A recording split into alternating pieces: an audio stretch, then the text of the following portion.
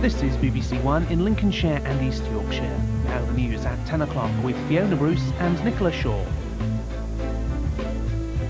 But this weekend, as diplomacy prepares to make way for war on Iraq. Blair and Bush hope a new Middle East peace pledge will win them support, while in the Gulf an American general tells British troops it's great to have you aboard. Tonight we'll be looking at whether the UN route is now finished and the military plan of action if the fighting begins next week. Also tonight, sparks fly at Chorus, the boss quits over losses of £500 million. Dozens of child abuse convictions in doubt as 2 care workers are freed. And Britain's fastest, not fast enough at the World Indoor Athletics Championships. And on Look North tonight, 8 years in jail for the Yorkshire music teacher who systematically abused pupils in his care. And exclusive, the train so full and cramped that they're making passengers ill.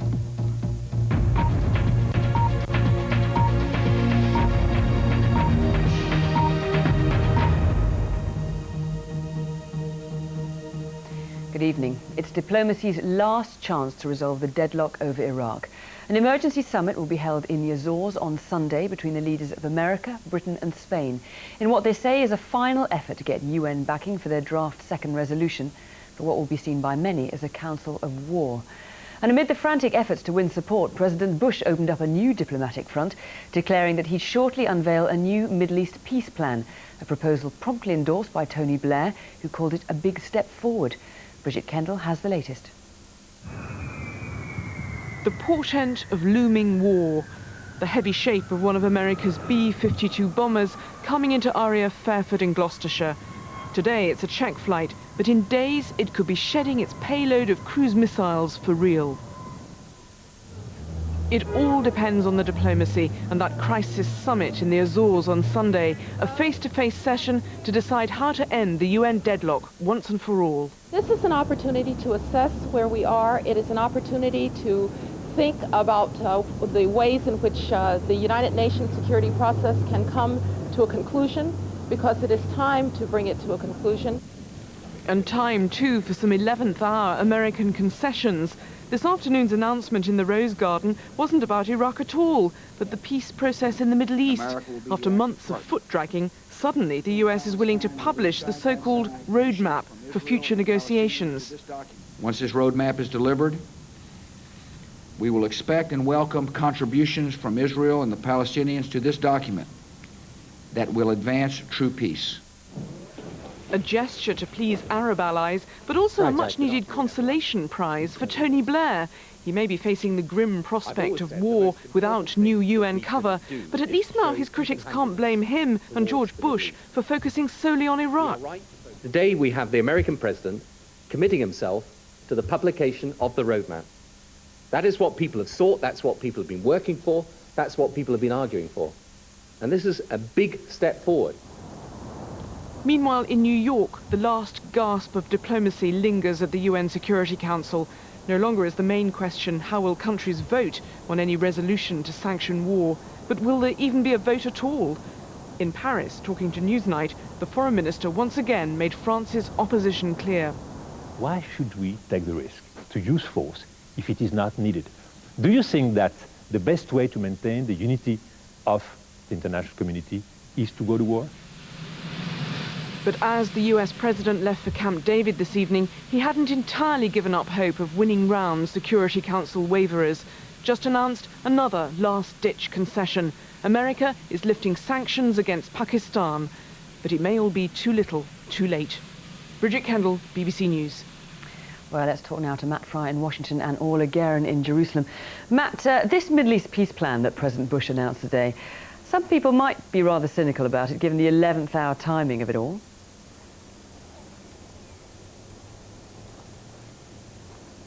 Matt, can you hear me?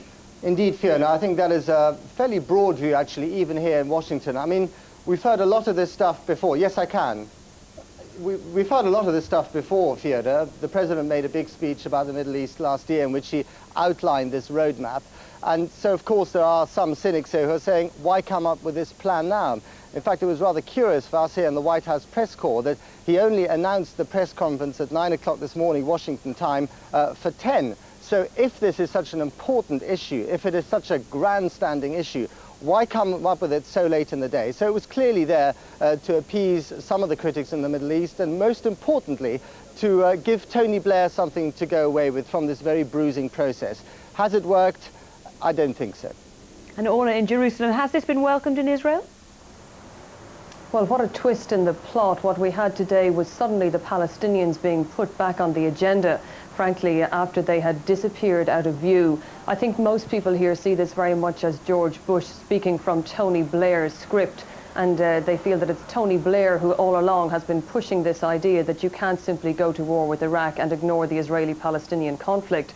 So people see this as being about Saddam Hussein, about paving the road to Baghdad, rather than about them and their concerns. Many of them aren't really listening to what was said. They're looking at the timing, they're looking at the choreography, and who can blame them? And if you see it in that light, this looks like the desperate manoeuvring of two governments with their backs to the wall on the eve of war, who need to generate some goodwill, who need to silence their critics, and who need to persuade people that they're not just obsessed with ousting Saddam Hussein. Now, the Israelis so far being polite, saying they knew this was coming, now they want some time to study what was actually said. But frankly, they don't like this roadmap. They'd be quite happy to see it kicked into the long grass and left there. The Palestinians are not being starry-eyed, they're being quite cautious. They don't want President Bush simply to publish this, give it to the two sides and leave them to fight it out between themselves. They want him to actually implement it. And there's no sign of any commitment of that kind from President Bush. What they're saying is, look, will his attention really turn here after he's finished in Baghdad? Will he really come here? Will he get engaged? Will he push? If he doesn't, he might as well leave the roadmap in the drawer. OK, all in Jerusalem, Matt in Washington, thank you both very much. The US general who'll command any attack on Iraq said today war was better sooner than later. General Tommy Franks said he had no doubt about the outcome. American and British troops are believed to be moving towards Iraq's borders with units fully armed and at their highest state of readiness. There was a serious effort today to show unity between British and American forces. Thousands of British troops paraded in the desert. A few days ago, Washington had questioned whether they'd take part. Today, the American general who'll command them tried to repair the damage. It is my honor and privilege to be able to be here today.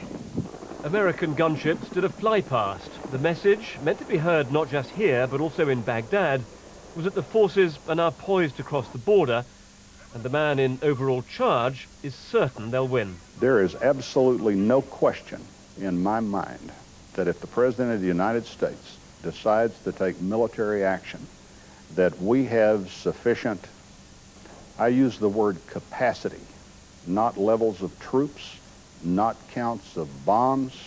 We have sufficient military capacity to do the job. Commanders are sounding so confident because the balance of firepower is in their favor, and they're trying to encourage the Iraqis to give up now. Just one example. America has some 850 of their Abrams tanks. Britain has 120 of the Challenger 2. And though the Iraqis have 700 of their T-72s, will they work? One estimate says Iraqi forces are only half as strong as they were in the last Gulf War. And anyway, the British commander says the plan is to outmaneuver them. It's the nature of modern warfare, that the sort of attritional warfare we saw in history is now not what we do. We maneuver, and we use everything in our capability to avoid head-to-head contact. But there are still major risks. If the operation unfolds, with American and British forces advancing from Kuwait, the Iraqis could launch chemical or biological weapons, assuming they've got them. And during any advance on Baghdad, too much Allied firepower could undermine the claim to be liberating Iraq, while too little firepower could allow Iraqi forces to keep fighting. The hope is that high technology like night vision is so overwhelming that there'll hardly be a battle at all. Well, that's the hope. The big unknown is how Saddam and his most loyal forces will respond. And as one British general told me today, wars never go to plan. David Shukman, BBC News. And while the troops make their final preparations, here the Prime Minister won't be drawn on exactly how war against Iraq would be lawful without a second UN resolution. But as Margaret Gilmore reports, Tony Blair is under increasing pressure to disclose the government's legal case for war. This is the man who's advising Tony Blair on the legality of war. The Attorney General, Lord Goldsmith, has, I understand, told the Prime Minister military action would be legal without a second resolution, though he warns it's open to interpretation.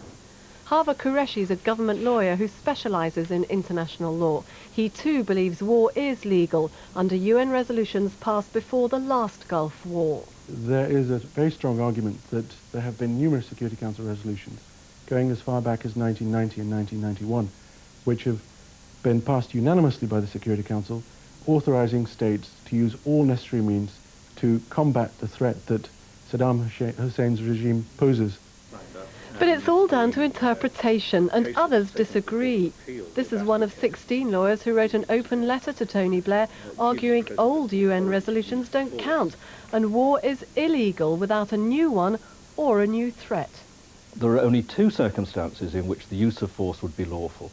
The first is if there is an actual imminent attack from Iraq, and the second is if there's authorization by the Security Council. There's no evidence of any imminent attack, and the authorization has not yet come from the Security Council. This week, the first ever International Criminal Court was inaugurated in the Netherlands, but it doesn't have the right to rule on the legal basis for going to war, and courts here are likely to take a similar view. There is no clear guidance on which of the two opposing interpretations on a second resolution is the correct one under international law. Tony Blair may well be challenged in the courts. The truth is those challenges are likely to fail. But when all this is over, there will, for better or worse, be major soul-searching over weaknesses exposed in international law and in the UN's ability to enforce it. Margaret Gilmore, BBC News at the Royal Courts of Justice. Investors on London's stock market shook off worries of war for the second day running. Shares continued to bounce back from their massive fall on Wednesday. The FTSE index of 100 leading shares rose 115 points to close at 36.02. Meanwhile, in New York, the Dow Jones closed up 39 at 78.60. And the price of oil fell sharply. Brent crude was down 4% in London at $30.45 a barrel. The chief executive of the Anglo-Dutch steelmaker Chorus has resigned after the company lost nearly £500 million last year, and he walked away with a £500,000 payoff. Chorus, which employs 26,000 people in the UK, is expected to cut thousands of jobs in the next few weeks and could close one of its major plants. For workers arriving at Chorus's Teesside plant today, these are worrying times. The one thing they don't have is job security. After today's heavy losses, fears are growing that yet more Chorus employees are to be laid off, and they're angry because they blame management. The management performance at the top of Chorus that have led us into this position. They keep changing the strategy. None of the strategies have worked. The workforce keep producing the results, but the management keep failing us. But managing Chorus well is easier said than done. In the past 30 years, UK demand for steel has fallen by about a third, in line with Britain's shrinking manufacturing base. At the same time, imports from low-cost overseas producers have risen sevenfold. These are predominantly cheap imports. They are predominantly imports which are increasingly coming from low-cost economies, from third world countries with low labour costs, and also supported by subsidy in those countries. With cash pouring out of the business, Chorus's stock market's worth has gone into meltdown. Only 3 years ago, Chorus was valued at nearly £5.5 billion. Today, its value has collapsed to just £150 million. If workers at Chorus's 12 UK plants are to have a future, much now depends on the patience of the company's banks. Here at Chorus headquarters, it's all gloom.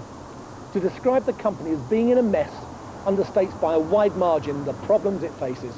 It's losing on every front: money, staff, customers, and today its chief executive. As competition from low-cost producers intensifies, there's no easy way out. Jeff Randall, BBC News, Central London. Still to come on the programme tonight, the fierce tussle behind the genteel election for Oxford's dreaming spires. And preparing for battle, but how soldiers are having to fight the elements too. The safety of more than 100 convictions for child abuse are in question tonight after 2 men jailed for offences against children walked free from court. Basil Williams-Rigby and Michael Lawson former workers in children's homes were convicted as part of Operation Care, Britain's largest ever police investigation into child abuse. Free at last, their families around them. These former care workers had spent 3 terrible years in jail, their reputations destroyed, their lives ruined. Today they emerged from the appeal court with both their convictions declared unsafe, their ordeal over. No words can describe it. Be separated from your family and... Okay. These convictions were based on the evidence of 4 individuals who said they'd been abused more than 20 years ago. All 4 had criminal convictions, and there was never any independent evidence to back up their claims. Now the appeal court has heard fresh evidence which casts doubt on their stories. The men's supporters say this judgment raises questions about police tactics, where former residents are invited years later to contact the police if they have any complaints and with the prospect of compensation. If somebody accuses you of an imaginary crime on an unspecified date 20 years ago, how can you defend yourself other than truthfully saying it didn't happen? And there are 126 similar cases around the country that should be re-examined, according to their MP. These are just 2 men of dozens and dozens of cases that my office is aware of that have been released today, and those men are still languishing in prison, and I have to tell you, many of them will die in prison. This is not the first time a case has collapsed. It's just over 2 years since Dave Jones walked free. He's now manager of Wolves Football Club. He'd been wrongly accused under the same Merseyside police investigation into abuse in children's homes. They pointed out that today's judgment did not criticise their operation, although there are now new national guidelines for handling these cases. Neil Dixon, BBC News. A British woman is feared drowned after saving her 3 young children from a swollen river in Peru. Bridget Riedel-Lang was on an adventure holiday with her family when they were thrown from their inflatable canoe and swept away. Her husband, who was following their journey in a camper van, was unable to save her. Now, it may not come with a salary, but one of the most coveted jobs in British academia is up for grabs this weekend. 4 candidates are standing to be the next Chancellor of Oxford University, and the competition's fierce. But despite the perks, the job also has a tough side. Whoever's chosen will have to deal with the thorny issues of funding and student tuition fees. Mike Baker has been to Oxford for the first day of voting. Bigger badges. This is a rare election, only the 3rd in 70 years. There's no postal voting, you must turn up, but gowns are no longer compulsory. Being Oxford's Chancellor is an unpaid honorary post, so why does it matter? Although it's often been thought of as being largely an honorific position, the reality is that it's quite up to the Chancellor himself or herself, and it's become, I think, much more like the relationship between the chairman and the chief executive of a very large company. The best known of the candidates is Chris Patten, 58, the former Tory chairman and Hong Kong governor. But the bookies' favourite is Lord Bingham, 69, a past Lord Chief Justice. Lord Neil, 76, is a former Oxford Vice-Chancellor. And finally, the first ever female candidate is Sandy Toksvig, 42, a broadcaster who's opposing student fees. Lord Jenkins was the last Chancellor, Harold Macmillan before him. Others have included Oliver Cromwell and the Duke of Wellington. Any Oxford graduate can vote. The post is for life, something party politicians may envy. It's a bit like the Pope, really, isn't it? But I'm sure that if ever a Chancellor reached a view that he couldn't carry on and couldn't do anything sensible, then probably it would be open to him to step down. But I'm quite happy that it should be for life, and I hope that Chris Patten has a long life ahead of him. Many other politicians join dons, bishops, lawyers and writers queuing to vote, most keen to show their colours. We're very much in the Bingham camp. Yes. I'm not. The bookies aren't too sure either. After all, there's only been a dozen elections in 200 years. We're form students, really, rather than academics, so it's a bit of a new one for us, and we don't get much practice at it. It doesn't come around very often, so what we do is we stick our finger in the wind and then we see which way the wind blows in terms of the money. Archaic, elitist, irrelevant. That's what some people call this election. But the post is what the holder makes of it. And in the middle of the current controversies over university funding and admissions, it does provide an influential platform on these issues. Mike Baker, BBC News, Oxford. The World Indoor Athletics Championships have begun in Birmingham, and it wasn't the start Britain was hoping for. In tonight's first major final, the men's 60-metre sprint, there were high hopes for a British medal, but it was an American who stole the limelight, as Daniela Relf reports. In his hometown and wanting to impress, along with Britain's other medal chance in the 60 metres, Jason Gardner. But Gardner and Lewis Francis were run into third and fourth place by the young American Justin Gatlin. This was Gatlin's first major appearance in Europe. One of Team USA's most exciting prospects, wrecked the hopes of the British sprinters. You don't pick up World Championship medals easily. Of course, the gold is the one that everybody wants to win, but only one person can win it, and the best man on the day won. In the triple jump, gold medal favourite Asher Hansen did qualify, although she goes into the final hampered by an Achilles injury. But it's so frustrating because, you know, I'm in the best shape of my life and can't really do a great deal about, you know, the injury. So, you know, just plod along and see how it goes tomorrow. Also this weekend, the retirement of one of Britain's longest-serving athletes, Colin Jackson. Few others have been that good for that long. Daniela Relf, BBC News, Birmingham. Now, more on our main story, the Iraq crisis. And American troops in the Gulf are being told openly that war is being delayed so that Tony Blair can have more time to pursue the diplomatic options. Our special correspondent, Gavin Hewitt, who's with the US 3rd Infantry Division in the western desert of Kuwait, has sent this report. Downtime in the desert. And they have a phrase for it here, waiting for Tony Blair. The commander of American forces said today they are ready for battle. One reason for waiting is to see if Britain, their main ally, can find further international support. Just having the British soldiers out here, that's a good show of support right there. And I believe President Bush is trying to show him the support by allowing for some time. Another reason for a short delay, the dust storms that roll across the desert. Tank columns have at times simply disappeared in clouds of sand. The commander of these troops, who are likely to be some of the first into Iraq, has acknowledged weather may also be a factor in the timing. Some nights, visibility has been down to a few meters. These sandstorms are blowing through here every few days. It's often said how difficult it is to fight during the heat of summer, but ask any of the frontline troops here and they'll talk about the difficulty of operating in these harsh desert storms. Some movement of troops and supplies has had to be stopped. It gets to the point where you can't see where we have to stop all vehicle movement for the fact of the safety. For the American tank crews, there are now no more live fire exercises. The training is over. The dust storms are due to last a few days more. When they clear, American commanders will want to take advantage of calmer conditions expected next week. And one message they are sending Washington, you can't keep this many troops out here in the desert much longer. Gavin Hewitt, BBC News, Kuwait. Well, let's talk finally now to our political editor, Andrew Marr, who's at Westminster. Andrew, as we were hearing there, the troops are now ready for military action. Give us some sense of where Mr. Blair stands now after a week where we appear to have moved from diplomacy to war.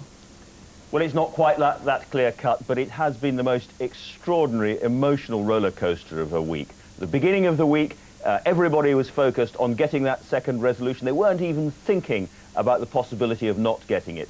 To be honest, if they got it now, it would feel like a completely unexpected reprieve. Every last wheeze and dodge and ingenious plan is being tried to get that resolution.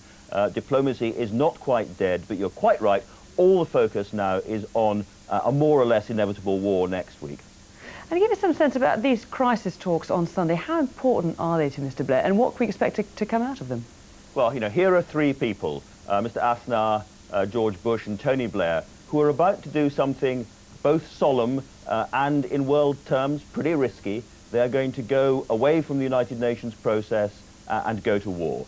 And I think, apart from anything else, they just want to look each other in the eye. They want to talk it through with each other. They want to talk through some of the worst things that could go wrong. They want to be absolutely sure, sitting together, that all the diplomatic options have gone. And then they just have to be together and say, well, we're going to do this. It's an enormous risk. It's a big risk for Mr. Aznar, less of a risk for George Bush. It's an enormous, huge risk for Tony Blair. He's the guy who is most exposed. George Bush feels he owes him one last summit. OK, Andrew, thanks very much indeed.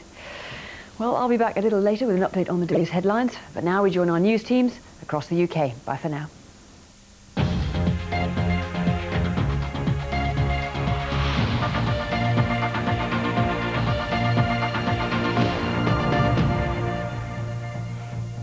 Good evening and welcome to Look North. A music teacher who admitted sexually assaulting children while they were drugged has been sentenced to 8 years in prison. Geoffrey Kitchen from Scarborough pleaded guilty to a range of assaults on boys aged between 11 and 15. The judge at York Crown Court said it was the worst case of depravity he'd ever had to deal with. Geoffrey Kitchen is a sadomasochistic paedophile who's been abusing young boys for at least 16 years. As a well-known music teacher, he gained the trust of pupils before introducing them to his own perverse sexual preferences. In court today, Kitchen wept as the details of what he'd done emerged. While supposedly giving music lessons at his flat, he'd made the boys dress up in tight sports clothes and tied them up. He gave them the drug amyl nitrate while abusing them in ways I can't repeat. And this went on week after week.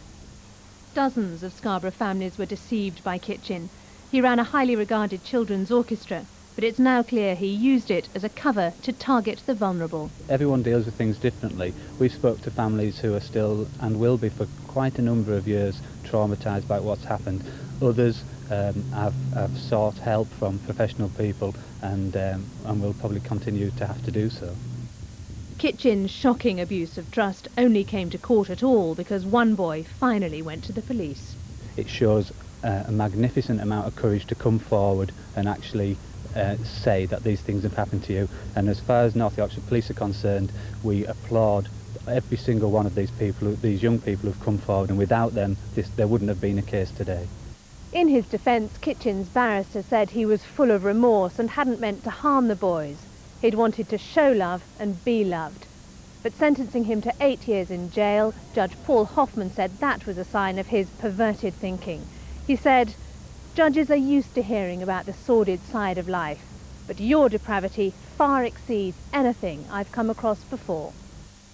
The police team left satisfied that justice has been done in this case, but they warn that abuse goes on and children and parents must be vigilant in the light of some abusers' cunning. A man's been charged with the murder of an 82-year-old woman in Grimsby. A post-mortem's revealed a neck injury caused Mabel Whitelam's death at a sheltered accommodation complex on Albion Street on Wednesday. 28-year-old Wayne Franks from Grimsby will appear before magistrates tomorrow. It's been another bad day for Chorus. The chief executive of the steel group has resigned in the wake of losses which threaten thousands of jobs at the company. Tony Pedder is in line to receive a pay offer of more than £500,000. The firm has announced losses of over £450 million and confirmed that it will have to cut capacity in the UK. Chorus, which employs 4,000 people in Scunthorpe, says 3,000 UK jobs will have to be cut. The bad news has left people in Scunthorpe worried about the future. Well, we've got our fingers crossed. If it's our good fortune, it's going to be somebody else's bad fortune. And we can just keep our fingers crossed that we're a reasonably good plant. You know, and I think the government ought to start stepping in a little bit and start sorting their own problems out here instead of looking at other people's problems abroad. Unfortunately, we've only just taken over this business in the last few months, and obviously, you know, we couldn't project this happening, so it's going to affect us greatly. A BBC investigation has revealed what some travellers claim is dangerous overcrowding on commuter trains. Some passengers say congestion is so bad that people are fainting. Our transport correspondent Alan Whitehouse has been on board the Leeds to Selby train and has this exclusive report. Life on the 1743 to Selby and Hull. Commuters making their way home from jobs in Leeds say conditions are like this 5 days a week. Some passengers even squash themselves into the area intended for bikes, just to make sure they get on board. Yesterday when we were on the train, I think I found about 30 to 40 people in one carriage stood. So it was pretty bad. You're spending £1,000 a year? I buy 2 season tickets a year, yeah. Just my wife and myself. We're usually sat by the toilets on the bin. We're in the bicycle store. That's fairly normal. It's a peak time train, but there are only 2 carriages. Arriva Trains agree there's a problem, but say passengers have a choice of other services with seats to spare. What we've got to do is to optimise the resources that we've got available to run all of the services that the Strategic Rail Authority and the passenger transport executives want. And over a 15-minute period from 5:45 to 6 o'clock, we've got capacity to take everybody back to Selby, but not always in a fast train. The problem is a shortage of trains, and that's an issue that's not going to be resolved quickly. Rugby League now, and it's still the trophy they all want to win, the Powergen Challenge Cup. It's quarter-final weekend and one tie stands out, Hull against Leeds Rhinos. Hull are trying to win the trophy for the first time since 1982, but their performance last week against the London Broncos sapped their confidence. They were beaten twice last year by Leeds at Headingley, but Hull's coach sees that as motivation. We don't want to create a phobia. We don't want to create this obsession about Leeds at Headingley, but somewhere along the line we're going to break the barrier down, because we're a club that tends to do that. We tend to sort of be able to overcome obstacles, and I'd like to think it could be Sunday. Time now for a quick look at the weather. Well, tonight it'll be dry with clear periods, minimum temperature of -1 Celsius. Tomorrow it'll be fine and dry with spells of sunshine, maximum temperature 11 Celsius, that's 52 Fahrenheit. And that's it from me for this evening. From all of us here at Look North, good night.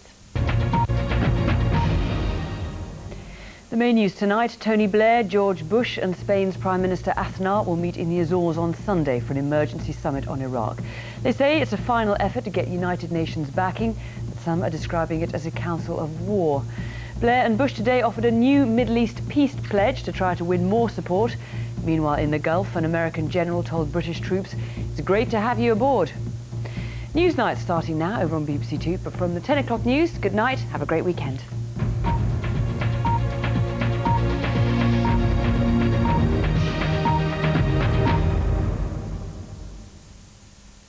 Good evening. Well, I don't know about red noses tonight. By the end of the night, some of us could have blue noses because it is going to be a rather chilly night. It's all due to clear skies, and that's because high pressure is with us. That high pressure has brought very settled conditions, and it's going to stay with us not just into the weekend, but right the way through into next week, perhaps even the whole of next week. So a good deal of dry, settled and sunny weather on the cards. Pretty similar to what we saw today then. Holyhead was the warmest spot in Anglesey, 13 degrees, but Lerwick did hold on to a lot of cloud in the Northern Isles, and so temperatures here were pegged back to 6. But Staunton Sands really enjoyed a completely blue sky day, 11.7 hours of sunshine from dawn until dusk, and many of us could be seeing that over the weekend. Now around the edge of the high pressure though, we have got some stronger gusts of wind. It's been quite a windy day throughout across Cornwall. The winds have been gusting up to around 45, 55 miles an hour, and we could see similar sort of winds gusting to that level over the weekend. So if you are thinking of going sailing in southwest England, do bear in mind the weather forecast. East or southeast force 5 to 7. Not a terribly good start for the dinghy racing season. Good for windsurfers though, but not for surfers. There's really no swell around just at the moment. Now perhaps with the fine weather you'll fancy getting up into the hills and the moors. Well, it will be perfect. Sunny skies, good visibility, so you'll see for miles, but do take care. At 2,000 feet the temperature's only 4 degrees, and with that breeze it is going to have a significant wind chill effect. The worst effect there again, the southwest. Over the moors it's going to feel like -3, -4, so don't let the sunshine put you off, but do remember to take that extra fleece with you. Now tonight it's quite a chilly night, particularly across Scotland, down as low as -4, but even in parts of England and Wales there will be a frost as well, perhaps even into parts of the southeast. One area to escape it should be the southwest with the strength of that wind. For Saturday then, starting off dry and fine. Some cloud coming in from the east though I think will come across into the Midlands and southwest England during the day, and we could see a little bit of cloud further to the northeast too, but by far and large dry and fine. A good start to the weekend. Temperature around 10 to 11 degrees. Into Sunday the fine weather continues for all of us, perhaps some thicker cloud in the very far northeast. Monday, well, it starts off dry, fine and sunny and stays that way, but there may well be a little bit of mist and fog around, so too on Tuesday. Those temperatures creeping up by the odd degree on each day, so generally dry and fine throughout. Bye-bye.